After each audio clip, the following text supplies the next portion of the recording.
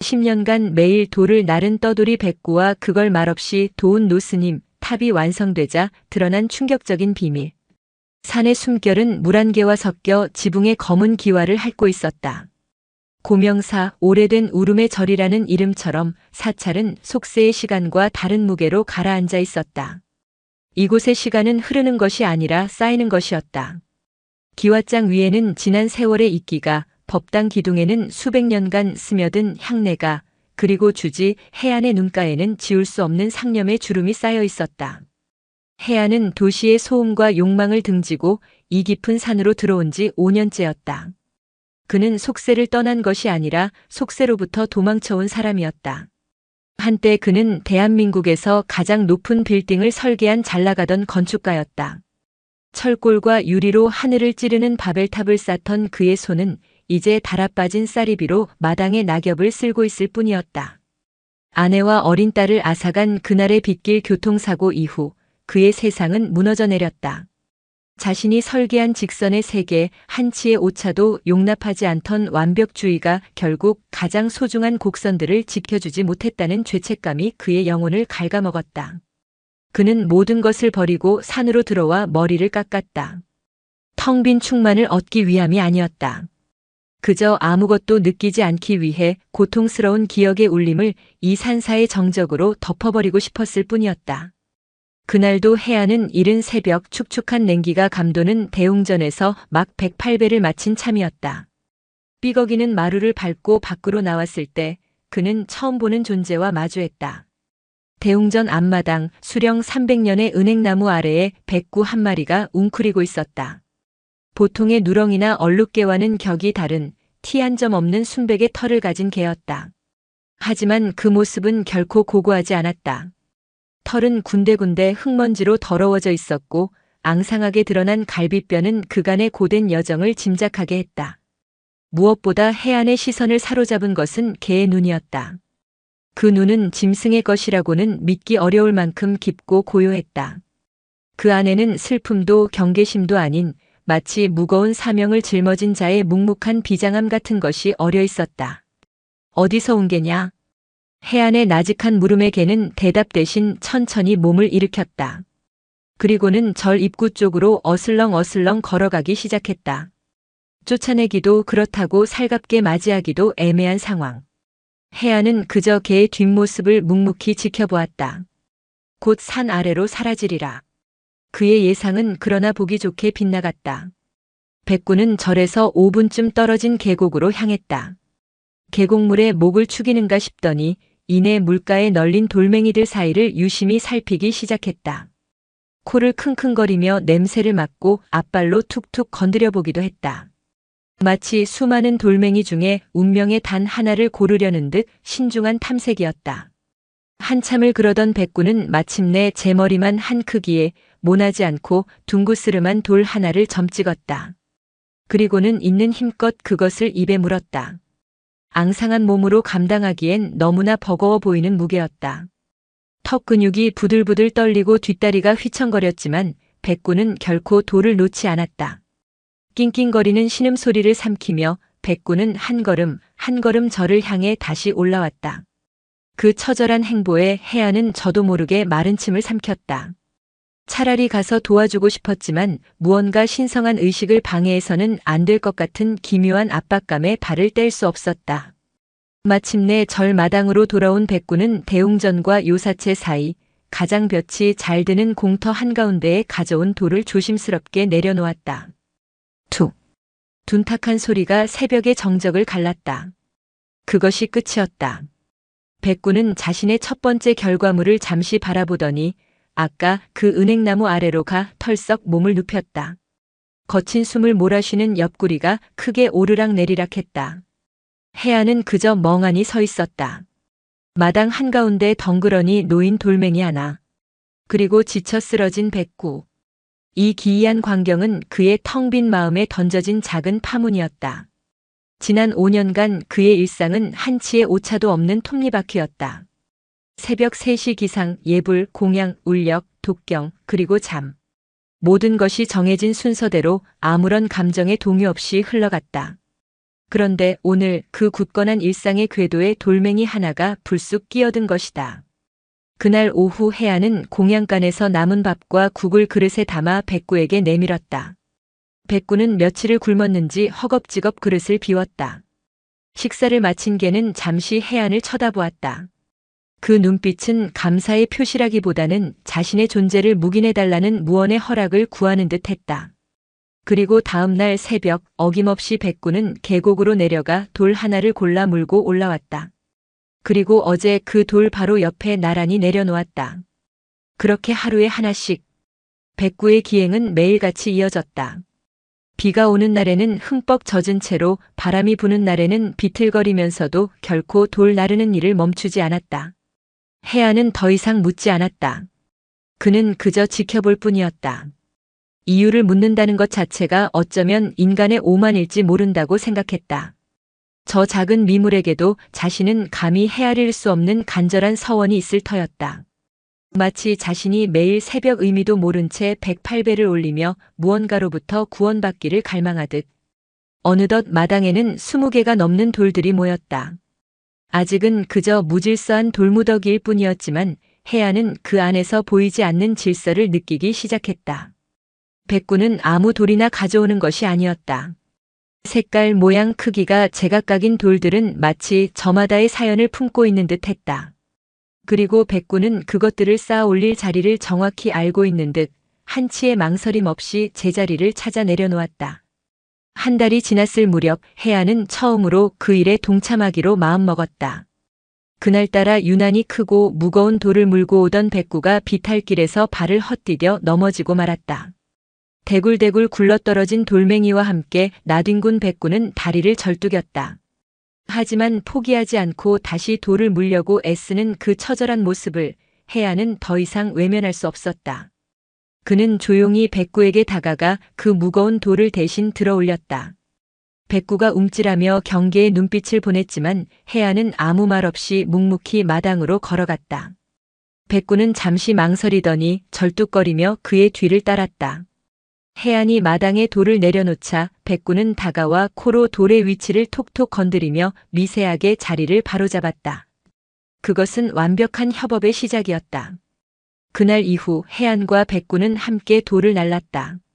혜안은 백구가 고른 돌을 지게에 지거나 손수레에 실어 옮겼고 백구는 앞에서 길을 안내하며 돌을 놓을 위치를 정확히 지정했다. 둘 사이에는 어떤 대화도 오가지 않았다. 오직 돌과 땀 그리고 서로를 향한 고요한 신뢰만이 존재할 뿐이었다.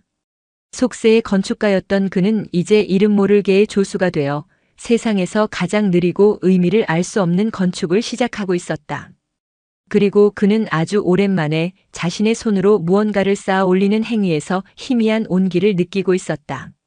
그것이 속죄인지 혹은 새로운 시작인지는 알 수 없었다. 다만 멈춰있던 그의 시간이 아주 조금씩 다시 흐르기 시작했다는 것만은 분명했다. 계절이 5번 바뀌고 마당 한가운데의 돌무더기는 이제 제법 탑의 형태를 갖추기 시작했다. 사람의 허리 높이까지 올라온 돌탑은 전문적인 석공의 솜씨와는 거리가 멀었다. 투박하고 아슬아슬해 보였지만 그 안에는 기묘한 균형감과 안정감이 깃들어 있었다. 그것은 계산된 구조의 아름다움이 아닌 오랜 시간 동안 쌓아 올린 염원의 무게가 만들어낸 조화였다. 혜안에게 돌탑 쌓기는 일상이자 수행이 되었다. 매일 새벽 백구와 함께 산길을 오르내리며 돌을 고르고 함께 땀 흘려 그것을 옮겨 쌓는 과정은 그 어떤 경전 공부보다 더 깊은 울림을 주었다. 그는 더 이상 과거의 악몽에 시달리지 않았다. 돌의 차가운 감촉과 흙냄새, 백구의 따뜻한 체온이 그의 상념을 비집고 들어와 마음을 채웠다. 백구는 단순한 짐승이 아니었다.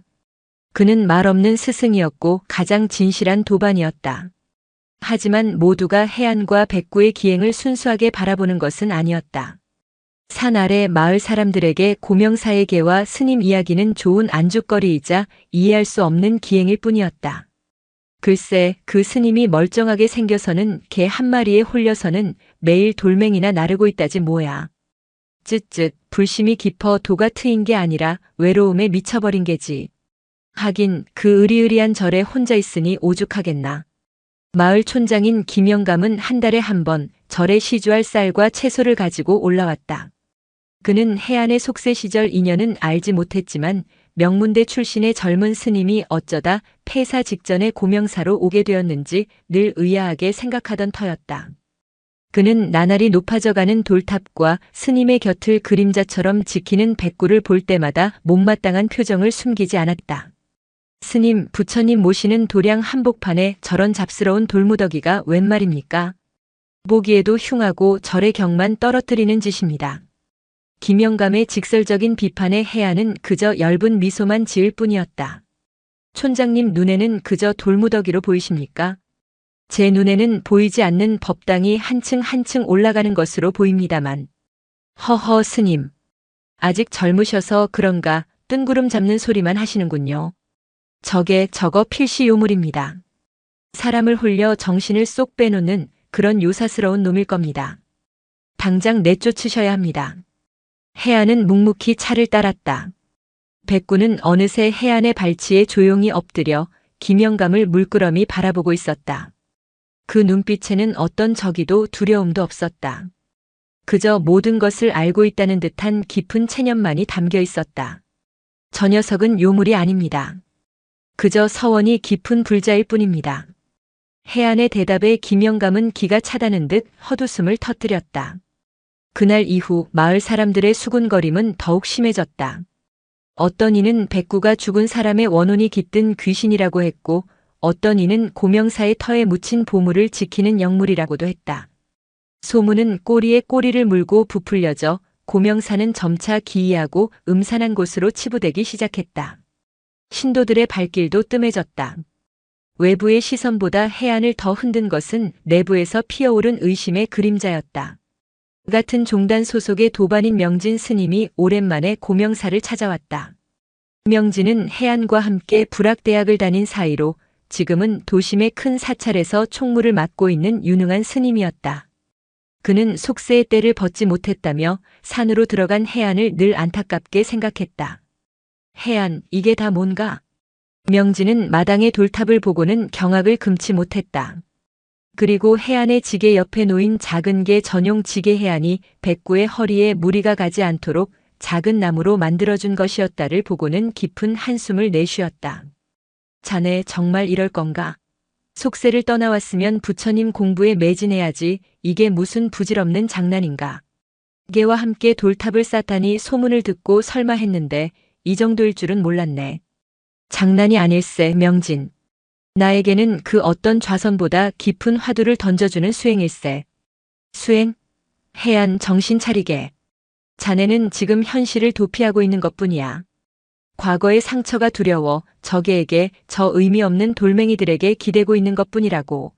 건축가였던 자네의 재능을 이런 식으로 낭비하는 게 가당키나 한가. 명진의 날카로운 말은 해안의 가장 아픈 곳을 찔렀다. 도피. 그 말은 지난 몇 년간 그가 애써 외면해왔던 자기 기만의 핵심이었다. 정말 그런 것인가? 나는 구원을 찾는 것이 아니라 그저 고통을 잊기 위해 무의미한 노동에 중독된 것은 아닐까? 백구의 알 수 없는 행동에 나 자신의 상처를 투영하며 거룩한 의미를 부여하고 있는 것은 아닐까? 그날 밤 해안은 잠을 이룰 수 없었다. 그의 마음속에서 수많은 의심의 목소리가 속삭였다. 너는 미쳤어. 시간 낭비일 뿐이야. 결국 남는 건 허무함 뿐일걸. 그는 벌떡 일어나 마당으로 나갔다. 달빛 아래 돌탑은 거대한 괴물처럼 검은 그림자를 들이우고 있었다. 그 순간 돌탑이 그가 평생 쌓아 올렸다가 한순간에 무너져 내린 부와 명예, 그리고 죄책감의 잔해처럼 보였다. 그는 비틀거리며 돌탑으로 다가갔다. 그리고 가장 위에 놓인 돌 하나를 잡아 밀어버리려는 충동에 휩싸였다. 이 모든 것을 무너뜨리고 다시 원래의 고요한 정적으로 돌아가고 싶었다. 모든 것을 부정하고 싶었다. 그의 손이 돌에 닿으려는 순간이었다. 스르륵. 부드러운 감촉이 그의 손등을 스쳤다. 놀라 돌아보니 어느새 다가온 백구가 자신의 혀로 해안의 손을 핥고 있었다. 그리고는 슬픔과 이해가 뒤섞인 깊은 눈으로 그를 가만히 올려다보았다. 마치 괜찮습니다. 흔들려도 괜찮습니다. 라고 말하는 듯 했다. 백구는 이내 돌탑에 자신의 몸을 부드럽게 기댔다. 마치 온몸으로 이 탑을 지키려는 듯, 혹은 이 탑에서 위안을 얻으려는 듯. 그 모습에 해안의 마음을 휘젓던 광풍이 거짓말처럼 잦아들었다. 그렇다. 의미가 있든 없든 무슨 상관인가. 설령 이것이 도피라 한들 어떠한가. 중요한 것은 이 행위를 통해 자신이 구원받고 있다는 명백한 사실이었다. 백구의 저 말없는 위로가 함께 돌을 나르며 흘리는 땀방울이 하루하루 높아져가는 탑의 모습이 죽어있던 그의 감각을 다시 일깨우고 있었다. 그는 백구의 옆에 가만히 주저앉아 차가운 돌탑에 등을 기댔다. 돌의 냉기가 등을 통해 전해져 왔지만 이상하게도 마음은 따뜻했다. 의심의 그림자는 아직 완전히 걷히지 않았지만 그는 이제 그 그림자와 함께 걸어갈 힘을 얻었다. 그는 고요히 속삭였다. 그래, 끝까지 한번 가보자꾸나. 너와 나 이 탑의 끝에 무엇이 있는지. 백구는 대답 대신 해안의 손에 자신의 머리를 가만히 비볐다. 그날 밤 고명사의 달빛은 유난히도 밝고 따스했다. 8년의 세월이 흐른 가을이었다. 돌탑은 이제 해안의 길을 훌쩍 넘길 만큼 높아졌다. 그것은 더 이상 잡스러운 돌무더기가 아니었다. 수천 개의 각기 다른 돌들이 오랜 시간의 비바람을 견디며 서로의 자리를 단단히 잡은 하나의 장엄한 조형물이었다. 그 앞을 지날 때면 사람들은 저도 모르게 옷깃을 여미게 하는 설명할 수 없는 위험이 서려 있었다. 마을 사람들의 비웃음은 어느덧 경외감으로 바뀌어 있었다. 그들은 이제 해안을 미친 스님이 아닌 돌탑 스님이라 부르며 남몰래 존경심을 표했다. 백구는 이제 노견의 티가 역력했다. 새하얗던 털은 누르스름하게 변했고 총기 넘치던 눈빛은 옅은 백태가 끼어 흐릿해졌다. 걸음걸이는 느려졌고 돌을 고르는 시간도 예전보다 훨씬 길어졌다. 하지만 그 눈빛 속의 간절함과 사명감만은 조금도 흐려지지 않았다.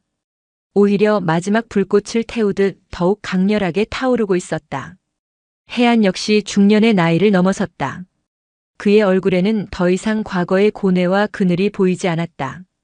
대신 깊은 평온함과 연민이 자리 잡고 있었다. 그는 이제 백구의 작은 기침소리 하나, 미세한 걸음걸이의 변화만으로도 녀석의 상태를 정확히 꿰뚫어 볼 수 있었다. 그들은 말을 섞지 않았지만 그 어떤 부부나 부모 자식보다도 깊은 교감을 나누는 사이가 되어 있었다. 문제는 그의 가을, 유난히 일찍 찾아온 가을장마로부터 시작되었다. 며칠 밤낮으로 억수 같은 비가 쏟아졌다. 불어난 계곡물은 맹수처럼 울부짖었고 산사태라도 날 듯 산은 위태롭게 흔들렸다. 해안은 백구가 무리할 것을 염려하여 며칠간 돌 나르는 일을 쉬자고 했지만 백구는 그의 만류를 뿌리치고 비를 맞으며 어김없이 계곡으로 향했다. 백구야, 오늘은 안 된다. 위험하다. 해안의 외침에도 백구는 뒤돌아보지 않았다. 그 뒷모습에서 해안은 초조함과 다급함을 읽었다. 마치 정해진 시간이 얼마 남지 않았다는 것을 직감한 듯 했다. 결국 해안도 비옷을 걸치고 백구를 따라 나설 수밖에 없었다. 계곡은 완전히 다른 모습으로 변해 있었다. 흙탕물이 소용돌이치며 거대한 바위들을 집어삼킬 듯이 흘러내렸다. 백구는 위태로운 물가의 바위들을 아슬아슬하게 건너뛰며 평소 돌을 고르던 장소로 향했다. 그곳은 급류의 한가운데에 위치한 작은 섬 같은 곳이었다. 백구는 그곳에서 유난히 희고 매끄러운 마치 옥돌처럼 생긴 돌멩이 하나를 발견하고는 힘겹게 입에 물었다. 바로 그 순간이었다. 불어난 물을 이기지 못한 상류의 아름드리 나무 하나가 뿌리째 뽑히며 굉음과 함께 떠내려왔다. 그것은 순식간에 백구가 있는 곳을 덮쳤다. 백구야. 해안의 비명과 함께 백구의 모습이 거대한 나무와 흙탕물 속으로 사라졌다. 해안은 눈앞이 캄캄해지는 것을 느꼈다. 심장이 멎는다는 것이 어떤 느낌인지 그는 8년 전 그 빗길 위에서 아내와 딸을 잃었을 때 이후로 다시 한번 처절하게 깨달았다. 그는 아무 생각도 할 수 없었다. 본능적으로 차가운 급류 속으로 뛰어들었다. 백구야, 어디 있느냐? 거센 물살이 그의 몸을 사정없이 후려쳤다. 하지만 그는 아랑곳하지 않고 떠내려가는 백구를 필사적으로 찾아 헤맸다. 몇 번이나 물을 먹고 죽을 고비를 넘겼을까. 저 아래쪽 바위 틈에 하얀 물체가 걸려있는 것이 보였다. 백구였다. 해안은 마지막 남은 힘을 다해 헤엄쳐 백구에게 다가갔다. 백구는 의식을 잃은 채 바위에 몸이 끼어 있었다. 그런데 놀랍게도 그 입에는 아까 그 하얀 옥돌이 굳건히 물려 있었다. 의식이 없는 와중에도 생사의 기로에서도 백구는 자신의 일을 놓지 않았던 것이다. 해안은 백구를 끌어안고 필사적으로 강기슭으로 빠져나왔다. 온몸이 젖은 솜처럼 무거웠고 정신은 혼미했다. 그는 기진맥진한 백구를 업고 비틀거리며 절로 돌아왔다. 백구의 상태는 심각했다. 떠내려온 나무에 부딪힌 옆구리는 시퍼렇게 멍들어 있었고 뒷다리 하나는 부러졌는지 힘없이 늘어져 있었다. 무엇보다 숨소리가 너무나 가쁘고 불규칙했다. 해안은 급히 아궁이에 불을 지펴 방을 데우고 젖은 백구의 몸을 마른 수건으로 닦아주었다. 그리고 마을의 동물병원에 연락하기 위해 수화기를 들었지만 폭우로 인해 전화선이 끊긴 지 오래였다. 그는 절망했다. 자신이 할 수 있는 것은 그저 따뜻한 물을 먹이고 부러진 다리에 부목을 대주는 것뿐이었다. 그날 밤새 해안은 끙끙 앓는 백구의 곁을 지켰다. 그는 백구의 몸을 쓸어주며 평생 해보지 않았던 기도를 올렸다. 부처님, 제발 이 미물의 목숨만은 거두어 가지 마십시오. 제가 대신 아프겠습니다. 제가 지은 모든 죄업을 거두어 가시고 이 작은 생명에게는 자비를 베풀어 주십시오. 그의 기도는 절규에 가까웠다. 그는 백구를 잃는 것이 8년 전의 그날처럼 자신의 세상을 다시 한번 무너뜨리는 일이 될 것임을 직감했다. 밤이 깊어갈수록 백구의 숨소리는 점점 희미해졌다. 해안은 이제 모든 것을 체념하고 그저 백구의 마지막을 편안하게 지켜주기로 마음먹었다. 그의 눈에서 뜨거운 눈물이 흘러내려 백구의 털 위로 떨어졌다. 그때였다. 백구가 희미하게 눈을 떴다. 그리고는 마지막 힘을 짜내 해안의 손을 핥았다. 그 눈빛은 고맙습니다라고, 이제 괜찮습니다라고 말하는 듯 했다. 그리고는 고개를 돌려 방 한쪽에 놓인 하얀 옥돌을 가만히 바라보았다. 해안은 백구의 뜻을 알아차렸다. 그는 옥돌을 가져와 백구의 머리맡에 놓아주었다. 백구는 옥돌에 자신의 뺨을 가만히 부볐다. 마치 오랜 시간 그리워했던 연인을 만난 듯 그 모습은 더없이 평화로워 보였다. 그리고는 아주 천천히 조용히 숨을 거두었다. 해안은 오열했다. 소리내어 우는 법을 잊은 지 오래였던 그는 어린아이처럼 목 놓아 울었다. 한 생명의 죽음이 이토록 가슴을 후벼 파는 고통일 줄이야. 그는 백구의 싸늘한 몸을 끌어안고 밤을 지새웠다. 다음 날 새벽 비는 거짓말처럼 그쳐 있었다. 해안은 퉁퉁 부은 눈으로 잠든 듯 평화로운 백구의 얼굴을 내려다보았다. 그리고 결심했다. 이대로 끝낼 수는 없다. 백구가 시작한 이 일을 자신이 반드시 마무리해야만 한다. 그것이 자신을 구원해준 도반에 대한 최소한의 예의이자 그와의 핏빛 약속이었다. 해안은 백구의 시신을 깨끗한 천으로 감쌌다. 그리고 백구가 마지막으로 가져온 그 하얀 옥돌을 들고 마당으로 나갔다.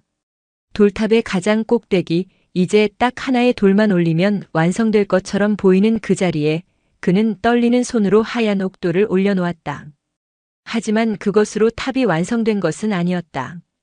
해안은 직감적으로 알 수 있었다. 이 탑에는 아직 가장 중요한 마지막 한 조각이 빠져 있다는 것을. 그는 다시 방으로 돌아와 백구의 시신을 안고 나왔다. 그리고는 돌탑의 가장 아랫부분, 가장 중심이 되는 곳에 돌 몇 개를 조심스럽게 드러냈다. 그 안에 백구를 고이 눕힐 수 있는 작은 공간이 드러났다. 그는 백구를 그 안에 안치했다. 마치 대웅전의 불상을 모시듯 경건하고 조심스러운 손길이었다. 이제 편히 쉬거라. 나머지는 나의 몫이다. 그는 다시 돌을 쌓아 입구를 막았다. 이제 백구는 돌탑 그 자체가 되었다. 해안은 지게를 졌다. 그리고 혼자서 처음으로 계곡을 향해 걸어갔다. 그의 발걸음은 무거웠지만 눈빛은 그 어느 때보다 단단하고 결연했다. 그는 알아야만 했다. 백구가 남긴 마지막 돌의 의미를. 그리고 이 기나긴 순례의 끝에 무엇이 기다리고 있는지를. 그의 등 뒤로 미완성의 돌탑은 마치 거대한 질문처럼 침묵하며 그를 지켜보고 있었다. 백구가 떠난 산사는 다시 원래의 정적을 되찾았지만 그것은 더 이상 해안에게 평온을 주지 못했다. 백구의 빈자리는 소리 없는 아우성이 되어 그의 가슴을 먹먹하게 채웠다. 아침에 눈을 뜨면 늘 그의 발치에서 온기를 나누어 주던 백구가 없었고 공양을 할 때면 그릇을 싹싹 비우던 소리가 들리지 않았으며 마당을 쓸 때면 꼬리를 흔들며 주변을 맴돌던 그림자가 보이지 않았다. 해안은 비로소 깨달았다.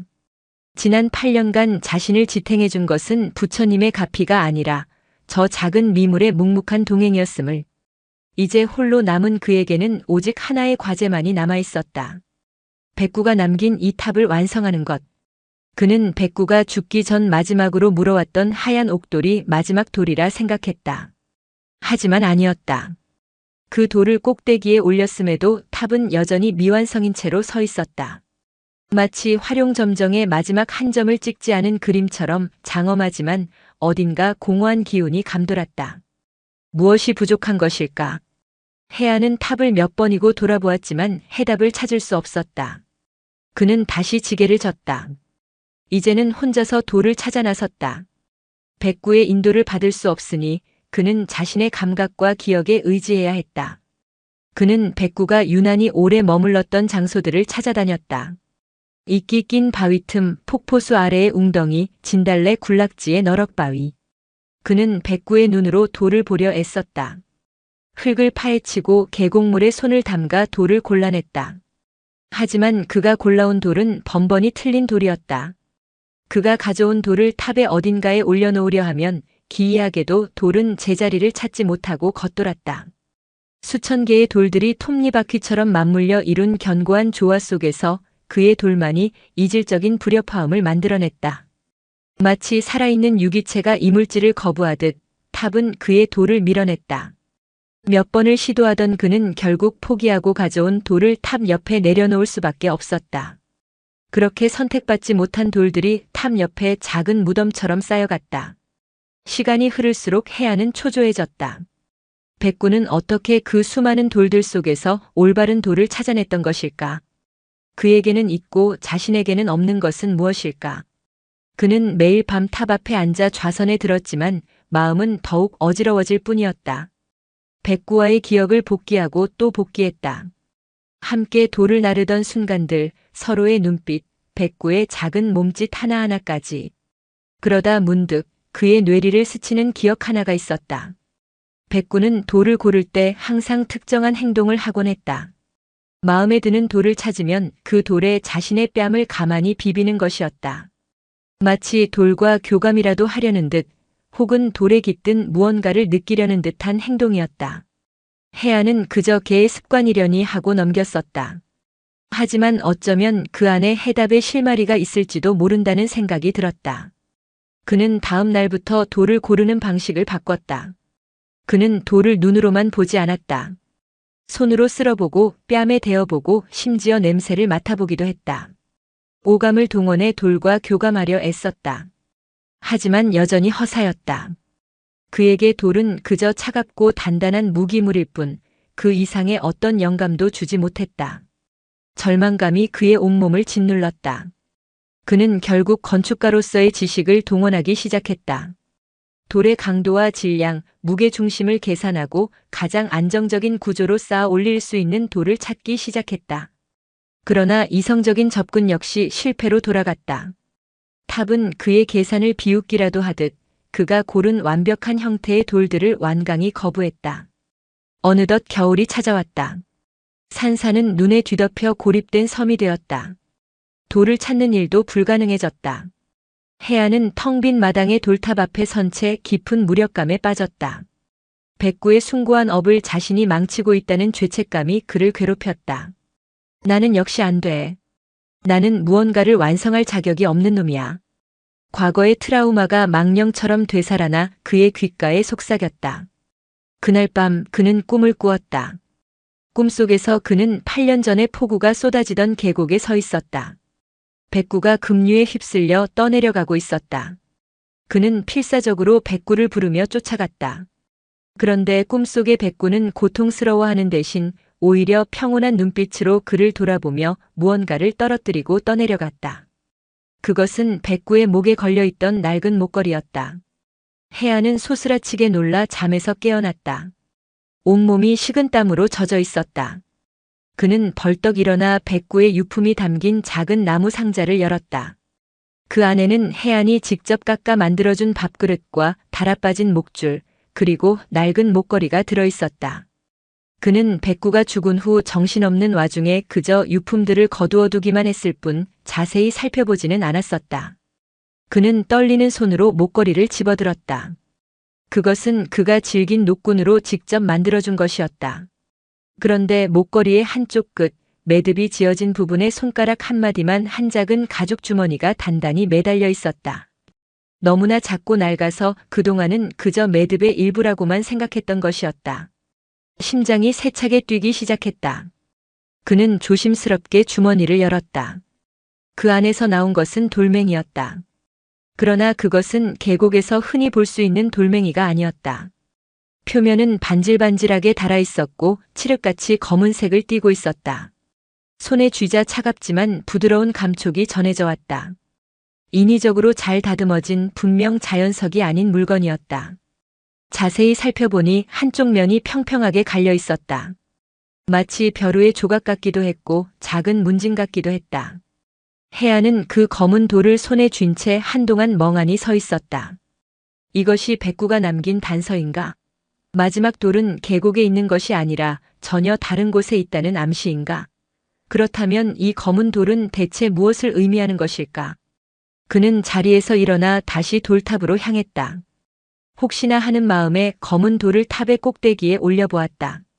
하지만 역시나 그것은 마지막 돌이 아니었다.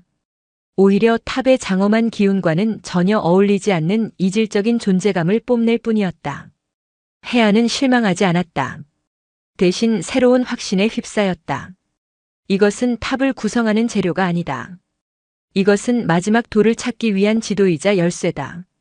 백구는 자신의 죽음을 예감하고 마지막 임무를 완수하지 못할 경우를 대비해 그에게 이 화두를 남긴 것이었다. 길고 어두운 터널의 끝에서 희미한 빛을 발견한 기분이었다. 그는 검은 돌을 소중하게 품에 안았다. 이제 그의 수행은 새로운 국면으로 접어들고 있었다. 돌을 찾는 행위에서 돌에 담긴 의미를 찾는 구도의 길로. 그는 겨울이 끝나고 산길이 열리기만을 기다렸다. 이 검은 돌의 비밀을 풀기 위해 그는 기꺼이 다시 속세로 내려갈 준비가 되어 있었다.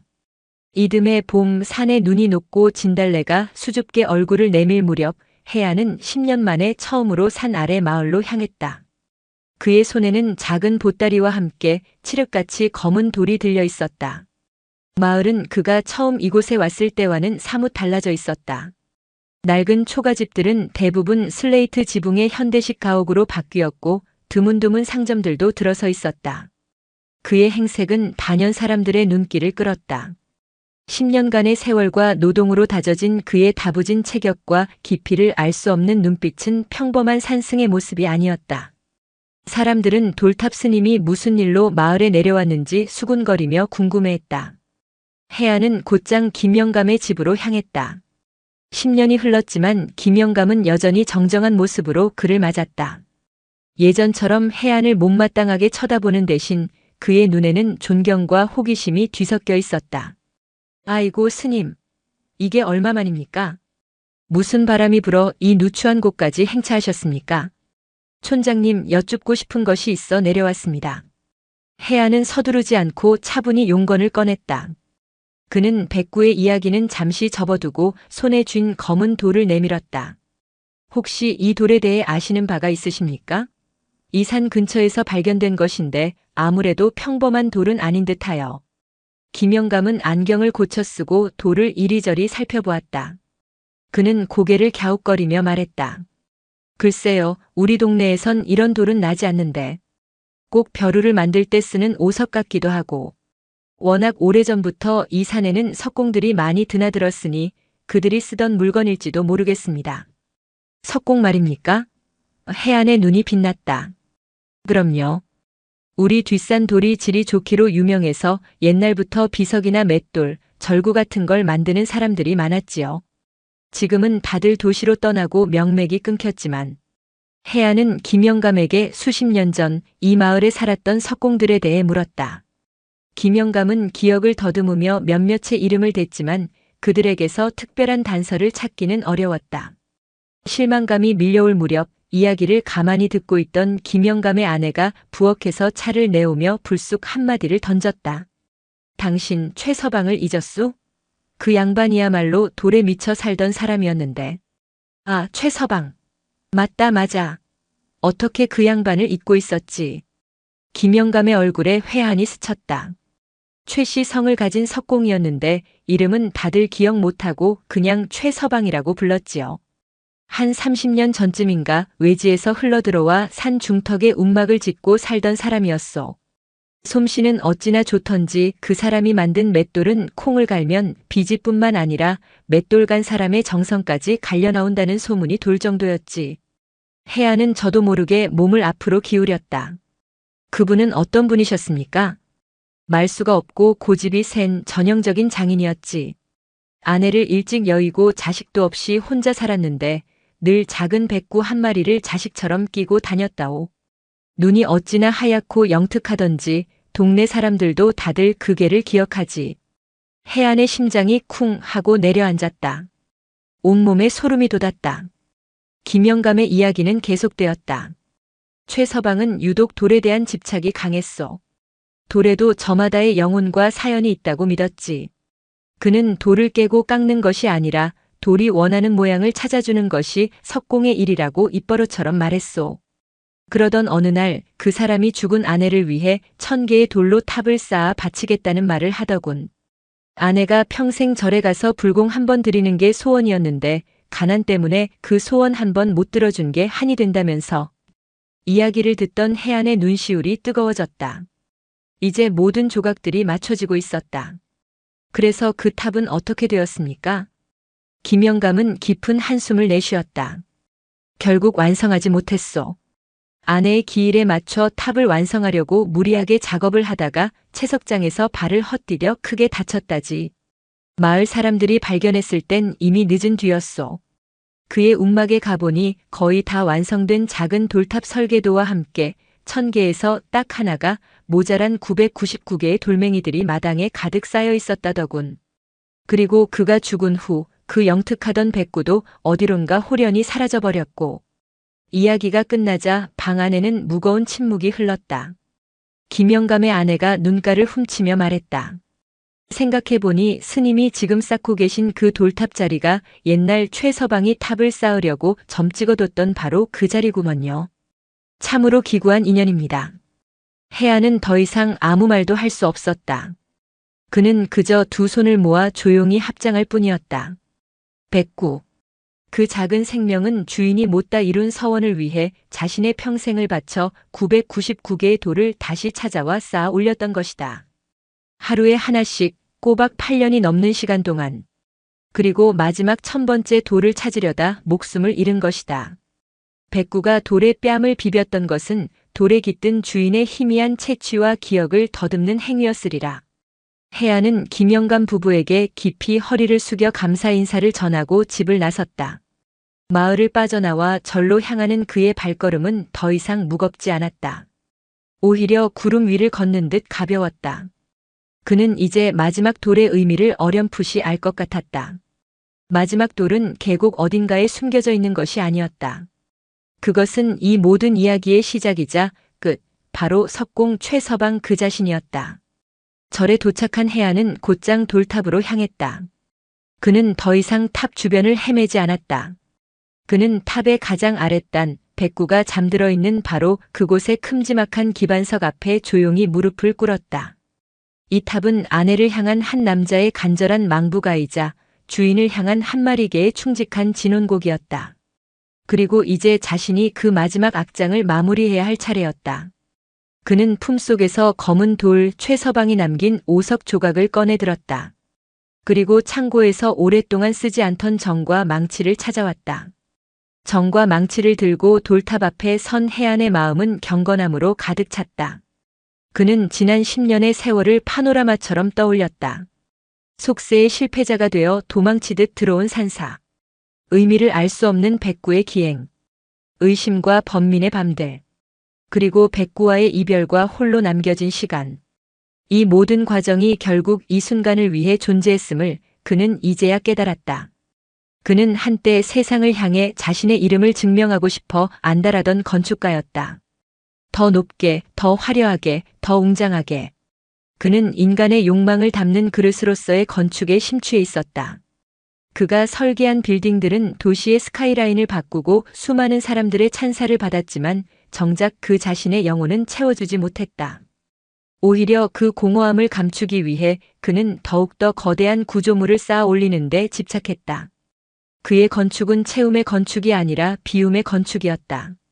가족과의 시간을 비워 설계를 했고 인간적인 감정을 비워 효율을 추구했으며 자기 성찰의 기회를 비워 성공을 좇았다. 그 결과 그는 모든 것을 가졌지만 동시에 모든 것을 잃은 텅 빈 껍데기만 남은 자신과 마주해야 했다. 그런 그의 앞에 나타난 것이 바로 백구와 이 돌탑이었다.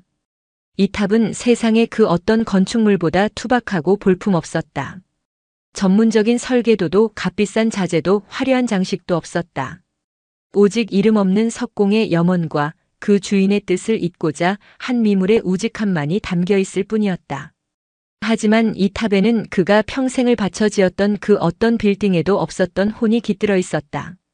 아내를 향한 남편의 애틋한 사랑, 주인을 향한 충견의 굳건한 믿음, 그리고 그들의 서원을 묵묵히 지켜봐주고 동참해준 한 남자의 속죄와 깨달음. 이 모든 이야기가 돌 하나하나에 아로 새겨져 있었다. 해안은 비로소 건축의 본질을 깨달았다. 진정한 건축은 철과 유리로 하늘을 찌르는 것이 아니라 마음과 마음을 이어주는 다리를 놓는 행위라는 것을. 가장 위대한 건축물은 사람의 눈을 압도하는 것이 아니라 사람의 마음을 움직이는 것이라는 것을. 그는 자신의 지난 삶이 얼마나 오만하고 어리석었는지 통감하며 깊은 참회의 눈물을 흘렸다. 그를 구원한 것은 불경의 어려운 구절이 아니라 말 못하는 짐승이 온몸으로 보여준 순수한 헌신과 사랑이었다. 그는 눈물을 닦고 기반석을 어루만졌다. 이제 이 위대한 건축의 마지막 공정, 제막을 할 시간이었다. 이 탑에 담긴 숭고한 이야기를 세상에 드러내고 이름 없이 쓰러져간 영혼들에게 제 이름을 찾아주어야 했다. 그것이 이 탑을 진정으로 완성시키는 마지막 한 조각의 돌이었다. 그는 검은 오석 조각을 한 손에 쥐었다. 그것은 최서방이 돌에 글씨를 새기기 전 밑그림을 그릴 때 사용하던 먹돌이었을 것이다. 해안은 먹돌로 기반석 위에 한 글자 한 글자 정성껏 글씨를 써내려가기 시작했다. 건축가였던 그의 필체는 돌 위에 유려하게 살아 움직였다. 아내를 그리며 돌을 쌓던 석공 최 씨와 주인의 염원을 이어 평생을 바친 충견백구를 기리며 이 탑을 망부석이라 명명하다. 망부석. 아내를 기다리던 남편의 돌. 그리고 주인을 기다리던 개의 돌. 이보다 더 적합한 이름은 없을 터였다. 글씨를 다 쓴 해안은 정을 들고 망치를 쥐었다. 그의 손은 더 이상 떨리지 않았다. 탕, 탕, 탕. 적막한 산사에 맑고 경쾌한 쇳소리가 울려 퍼지기 시작했다. 그것은 파괴의 소리가 아니라 창조의 소리였고 슬픔의 소리가 아니라 환희의 소리였다. 그는 한 글자 한 글자에 최서방에 사무치는 그리움을, 백구의 우직한 충심을, 그리고 자신의 깊은 깨달음을 담아 새겨 넣었다. 시간이 얼마나 흘렀을까? 마지막 글자가 완성되었을 때 그의 이마에는 구슬땀이 송골송골 맺혀 있었다. 그는 망치와 정을 내려놓고 자신이 새긴 글씨를 가만히 바라보았다. 투박하지만 힘있는 글씨가 이제 막 잠에서 깨어난 듯 돌 위에서 생생하게 빛나고 있었다. 바로 그 순간 기이한 일이 일어났다. 그가 마지막 글자를 완성하자마자 탑 전체가 희미한 빛을 발하는 것처럼 보였다. 그리고 탑의 꼭대기, 백구가 마지막으로 물고 온 하얀 옥돌이 놓인 자리에서부터 무언가 변화가 시작되고 있었다. 해안은 저도 모르게 숨을 죽인 채 그 광경을 지켜보았다. 탑은 이제 단순한 돌무더기가 아니었다. 그것은 마침내 영혼을 얻어 깨어난 하나의 거대한 생명체처럼 느껴졌다. 10년간의 기나긴 여정은 아직 끝나지 않았다. 진정한 기적은 이제부터 시작되려 하고 있었다. 해안이 기반석에 마지막 글자를 새겨넣은 바로 그 순간이었다.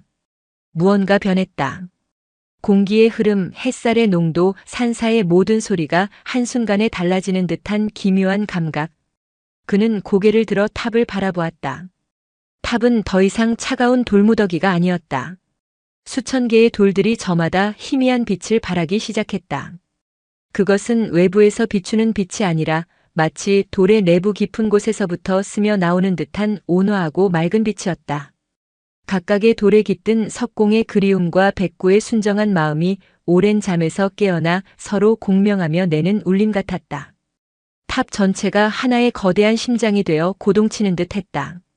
해안은 숨을 죽인 채 그 비현실적인 광경을 지켜보았다. 그의 시선은 자연스럽게 탑의 가장 높은 곳으로 향했다. 백구가 목숨과 맞바꿔 가져온 순백의 하얀 옥돌이 놓인 바로 그 자리. 쩍 마이너스. 고요한 산사에 실금이 가는 듯한 날카로운 소리가 울렸다. 소리의 근원지는 바로 그 옥돌이었다. 옥돌의 표면에 가느다란 금이 가기 시작하더니 이내 거미줄처럼 사방으로 뻗어나갔다. 부서지는 것이 아니었다. 마치 단단한 알이 부화하듯 내부의 생명이 껍질을 밀어내고 있는 듯한 신성한 파열이었다. 금간 틈새로 상아빛의 눈부신 광채가 새어나왔다. 그 빛은 점차 강렬해지며 주변의 모든 풍경을 하얗게 물들였다. 해안은 저도 모르게 손으로 눈을 가렸다. 빛이 정점에 달했을 때 그는 손가락 사이로 믿을 수 없는 광경을 목격했다. 단단한 옥돌이 마침내 꽃잎처럼 부드럽게 벌어지며 그 속에서 순백의 연꽃 한 송이가 천천히 피어오르고 있었다. 흙 한 줌, 물 한 방울 없는 돌 위에서 피어난 연꽃이었다. 계절을 거스르고 생명의 법칙을 초월한 기적이었다. 꽃잎은 간 내린 눈처럼 희고 깨끗했으며 그 어떤 진흙에도 더럽혀지지 않은 절대적인 청정함 그 자체였다. 연꽃이 완전히 만개하자 형언할 수 없는 깊고 맑은 향기가 산사 전체에 퍼져나갔다. 그것은 머리를 아찔하게 하는 세속의 향수가 아니었다. 영혼을 맑게 씻어주는 듯한 지고한 깨달음의 향기였다. 해안은 그 향기를 들이마시는 순간 지난 10년간의 고뇌와 슬픔 그리고 과거의 죄책감까지 모두 눈 녹듯 사라지는 것을 느꼈다. 그의 마음은 텅 빈 하늘처럼 고요하고 평화로워졌다. 그는 더 이상 놀라지 않았다. 대신 뜨거운 눈물을 흘렸다. 그것은 슬픔의 눈물이 아니라 온전한 이해와 감사 그리고 환희의 눈물이었다. 그는 비로소 이 모든 여정의 끝을 백구가 그토록 보여주고 싶어 했던 진실을 마주한 것이다. 이 탑은 단순한 추모비가 아니었다. 그것은 사랑과 헌신이라는 걸음으로 쌓아 올린 하나의 거대한 씨앗이었다. 석공 최 씨의 아내를 향한 지극한 사랑, 주인을 향한 백구의 영원한 충심. 그 순수하고 간절한 마음들이 1000개의 돌 속에 응축되어 있다가 마침내 해안의 깨달음이라는 마지막 햇살을 받아 영겁의 꽃을 피워낸 것이다. 이것은 부처가 보여주는 기적이 아니라 가장 평범하고 낮은 곳의 생명들이 스스로 만들어낸 위대한 성불의 증거였다. 이게 대체 이게 무슨... 바로 그때 절 입구에서 넋이 나간 목소리가 들려왔다. 돌아보니 산나물이며 약초를 한 바구니 들고 온 김영감이 입을 떡 벌린 채 그 자리에 얼어붙어 있었다. 스님이 며칠째 마을에 내려오지 않는 것이 걱정되어를 살피러 왔다가 이 믿을 수 없는 광경과 마주한 것이었다. 김영감은 자신의 눈을 몇 번이고 비볐다. 하지만 돌탑 위에서 신비로운 빛과 향기를 뿜어내는 연꽃은 사라지지 않았다. 평생을 미신이라며 코웃음치던 그였지만 눈앞의 광경 앞에서는 어떤 이성적인 판단도 불가능했다. 그는 저도 모르게 바구니를 떨어뜨리고 그 자리에 털썩 주저앉아 엎드려 절을 올리기 시작했다. 해안은 그런 김영감을 바라보며 조용히 미소 지었다. 그리고 다시 돌탑을 향해 몸을 돌렸다. 그는 피어난 연꽃을 향해 그리고 그 아래 잠든 백구와 최서방의 영혼을 향해 깊고 고요하게 합장했다. 10년의 침묵. 그 끝에서 돌은 마침내 노래하기 시작했다. 고명사 돌탑 위에 연꽃이 피었다는 소문은 김영감의 입을 통해 산불처럼 번져나갔다. 처음에는 다들 노망난 영감의 헛소리라며 믿지 않았다. 하지만 호기심에 저를 찾았던 몇몇 마을 사람들이 실제로 계절과 장소를 가리지 않고 꼿꼿하게 피어있는 순백의 연꽃을 목격하고 그 신비로운 향기를 직접 맡게 되면서 소문은 굳건한 사실이 되었다. 이야기는 꼬리에 꼬리를 물고 퍼져나갔다. 석공 최서방의 애달픈 사연과 충견백구의 믿을 수 없는 의리, 그리고 10년간 묵묵히 그들의 업을 도운 해안 스님의 이야기가 더해져 망부석의 전설은 하나의 완성된 서사가 되었다. 고명산은 더 이상 음산하고 기이한 폐사가 아니었다. 사람들은 그곳을 기적의 사찰, 영혼을 위로하는 절이라 부르기 시작했다. 산사로 향하는 외딴 길에 사람들의 발길이 이어지기 시작했다. 처음에는 단순한 구경꾼들이 대부분이었지만 돌탑 앞에 선 사람들은 저도 모르게 경건해졌다. 그들은 화려한 기적이 아니라 탑을 이루고 있는 수천 개의 투박한 돌들과 그 안에 담긴 지극한 사연 앞에서 숙연해졌다. 사람들은 저마다의 사연을 안고 탑을 찾았다. 먼저 세상을 떠난 부모를 그리워하는 자식들이, 병든 가족의 쾌유를 비는 이들이, 말 못할 가슴앓이를 털어놓고 싶은 이들이 탑 앞에 조용히 향을 피우고 기도를 올렸다. 이상하게도 탑 앞에서는 소원을 비는 목소리보다 그저 누군가를 부르는 목소리가 더 많았다. 그들은 탑 앞에서 죽은 남편과 먼저 간 자식과 잊지 못할 친구의 이름을 나직이 부르며 눈시울을 적셨다. 망부석은 이제 최서방과 백구만의 탑이 아니라 남겨진 모든 이들의 그리움이 모이는 거대한 메아리통이 되어가고 있었다. 해안은 갑작스러운 변화에 처음에는 당혹스러웠다. 10년간 지켜온 고요한 일상은 깨어졌고 그는 졸지에 신통력을 지닌 큰 스님으로 추앙받게 되었다. 사람들은 그에게 몰려와 병을 고쳐달라, 돈을 벌게 해달라, 자식의 앞길을 열어달라며 매달렸다. 하지만 해안은 그저 묵묵히 차를 내어줄 뿐이었다. 그는 어떤 설법도 기적에 대한 설명도 하지 않았다. 대신 찾아온 이들의 이야기를 조용히 들어주었다. 그는 사람들의 얼굴에서 과거 자신의 모습을 보았다. 상실의 고통, 지울 수 없는 죄책감, 세상에 홀로 남겨진 것 같은 외로움. 그는 그들의 어깨를 두드리며 말했다. 보살님, 저 탑을 보십시오. 저 탑은 돌로 만들어진 것이 아니라 그리움으로 만들어졌습니다. 그러니 저 탑이 무너지지 않는 한 보살님의 그리움 또한 결코 헛된 것이 아닙니다. 마음껏 그리워하십시오.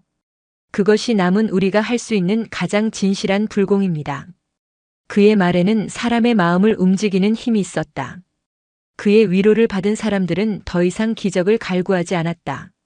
대신 자신의 슬픔을 온전히 끌어안고 그것을 살아갈 힘으로 바꿀 용기를 얻어 돌아갔다. 고명사는 사람들로 붐볐지만 조금도 시끄럽지 않았다. 사람들은 저마다의 침묵 속에서 탑과 마주했고 위로를 얻었으며 자신의 삶을 성찰했다. 해안은 비로소 자신의 새로운 소명을 깨달았다. 그는 더 이상 돌을 나르는 자가 아니었다. 그는 이제 이 탑을 찾아오는 수많은 마음들을 지키고 보살피는 문지기가 된 것이다.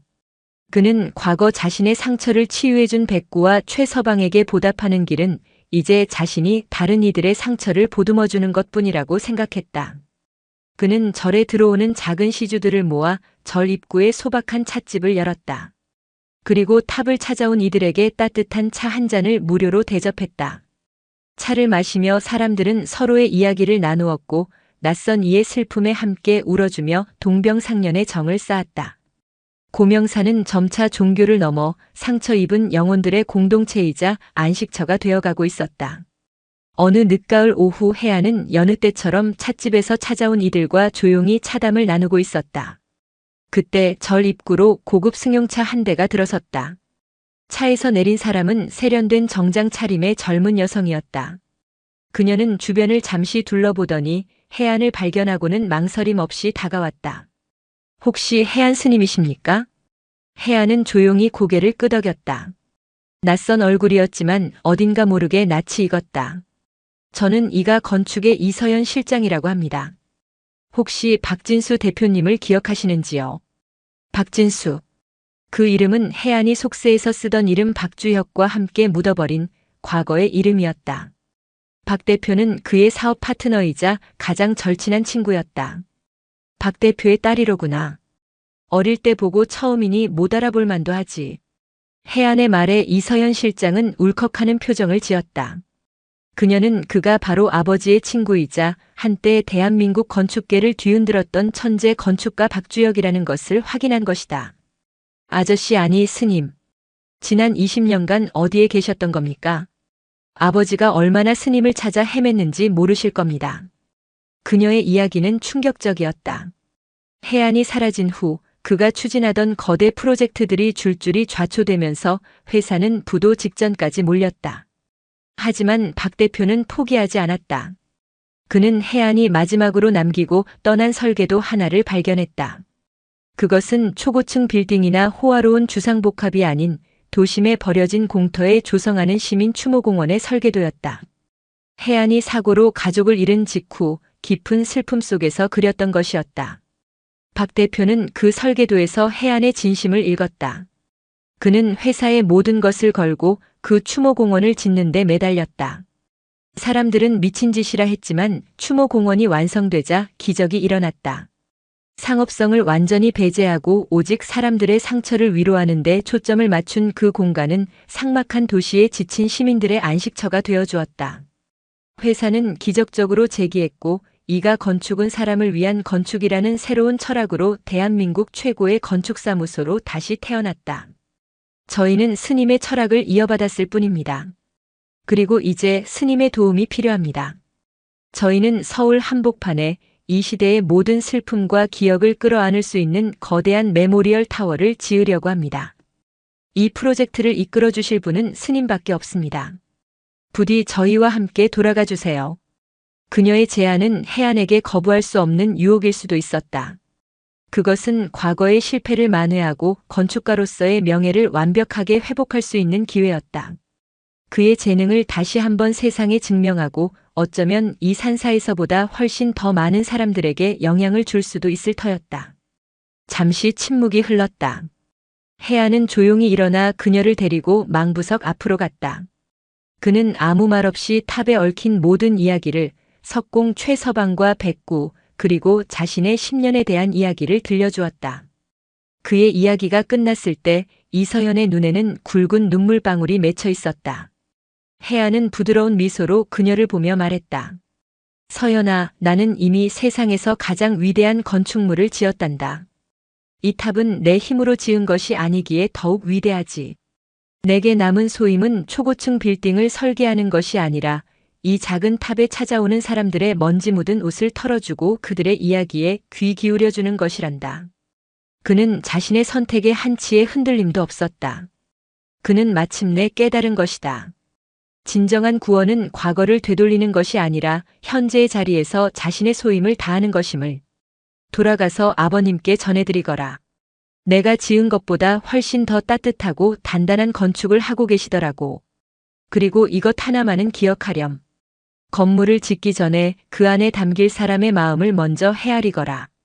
그것이 내가 너에게 줄 수 있는 유일한 설계 비법이다. 이서연은 더 이상 그를 설득할 수 없었다. 그녀는 그의 깊고 평화로운 눈에서 세상 그 무엇과도 바꿀 수 없는 확신과 행복을 보았기 때문이다. 그녀는 해안에게 큰절을 올리고 조용히 산사를 떠났다. 해안은 그녀가 떠난 길을 한참 동안 바라보았다. 그의 마음속에 남아있던 과거의 마지막 편린이 그렇게 가을바람과 함께 흩어지고 있었다. 그는 완벽하게 현재에 존재하는 자가 되었다. 세월이 흘러 또다시 수십 년의 시간이 지층처럼 쌓였다. 해안은 백발이 성성한 노스님이 되어 고명사를 지키고 있었다. 그의 깊게 팬 주름은 그가 마주했던 수많은 사람들의 희로애락을 담고 있었고 수정처럼 맑은 눈빛은 모든 것을 끌어안는 자비심으로 가득 차 있었다. 고명사와 망부석의 이야기는 이제 살아있는 전설이 되었다. 사람들은 더 이상 기적의 연꽃을 보러 오지 않았다. 연꽃은 여전히 그 자리에 피어 있었지만 이제 그것은 사람들의 마음속에 당연한 위안으로 자리 잡고 있었다. 사람들은 그저 자신의 삶이 힘들고 외로울 때 혹은 누군가가 사무치게 그리울 때마다 고향집을 찾듯 조용히 산사를 찾아왔다. 어느 저녁 해안은 툇마루에 앉아 고요히 물들어가는 서쪽 하늘을 바라보고 있었다. 그의 곁에는 앳된 얼굴의 동자승이 함께 앉아 있었다. 동자승은 망부석을 가만히 바라보다가 천진한 목소리로 물었다. 스님, 저 탑에 얽힌 이야기가 정말 다 진짜예요? 개가 정말 돌을 날랐어요? 돌에서 정말로 꽃이 피었고요? 해안은 대답 대신 빙그레 웃었다. 그는 동자승의 머리를 부드럽게 쓰다듬으며 나직이 말했다. 얘야, 보이는 것만이 진실은 아니란다. 세상에는 눈에 보이지 않지만 돌보다 단단하고 꽃보다 향기로운 것들이 있지. 노스님은 망부석을 향해 손을 뻗었다. 저것을 보거라. 저 탑은 돌로 지어졌지만 사랑이라는 주춧돌 위에 서 있단다. 시멘트가 아니라 의리라는 끈으로 묶여 있지. 그리고 저 탑 위에서 피어난 것은 단순한 꽃이 아니라 영원히 시들지 않는 기억이란다. 해안은 동자승의 눈을 들여다보며 말을 이었다. 그러니 누군가를 진심으로 사랑하고 잊지 않고 기억하는 사람이 단 한 명이라도 이 세상에 남아있는 한 이 이야기는 언제까지나 진짜란다. 그리고 결코 끝나지 않을 게야. 노을빛이 세상을 황금빛으로 물들이고 있었다. 망부석과 그 위에 핀 하얀 연꽃이 마지막 햇살을 받아 영롱하게 빛났다. 마치 백구가 그리고 석공 최 씨가 저 세상에서 보내오는 따스한 미소처럼. 해안은 고요히 눈을 감았다. 그의 귓가에는 바람 소리와 함께 수많은 돌들이 속삭이는 오래된 노래가 들려오는 듯 했다.